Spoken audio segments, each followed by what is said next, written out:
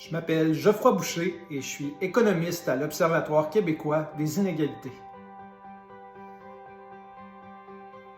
La hausse du coût de la vie affecte tout le monde, ça c'est certain. En 2022, on a connu la plus forte augmentation de l'indice des prix à la consommation depuis 1982. Ça, c'est une hausse de 6,7 % sur un an.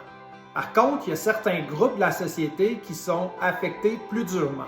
C'est notamment le cas des personnes à faible revenu et les personnes qui vivent en région rurale. Certaines dépenses liées aux besoins de base comme l'alimentation ou le logement occupent une part plus importante du budget des familles à faible revenu.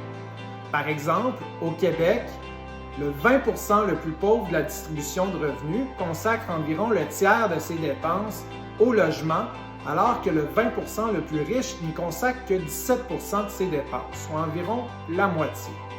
Et c'est précisément ces dépenses liées aux besoins de base qui ont connu la plus forte hausse de prix en 2022. C'est pour cette raison qu'on dit que les familles à faible revenu subissent des effets disproportionnés de la hausse des coûts de la vie.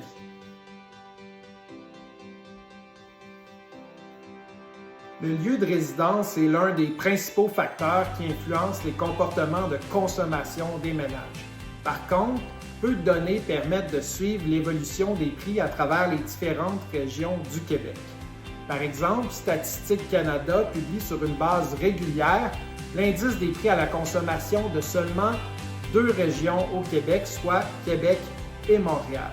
Il faut donc se tourner vers d'autres mesures, comme la mesure du panier de consommation qui établit le coût moyen d'un panier de biens et services qui correspond à un niveau de vie de base.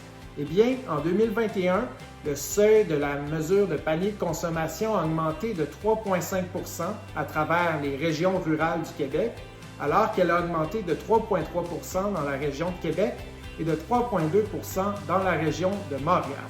Donc, cet écart témoigne d'une certaine disparité dans la hausse du coût de la vie à travers les régions, mais ne dresse pas un portrait complet. L'Observatoire québécois des inégalités et Centraide Québec, Chaudière-Appalaches et Bas-Saint-Laurent organise une journée d'études sur le coût de la vie le 4 avril prochain à Québec.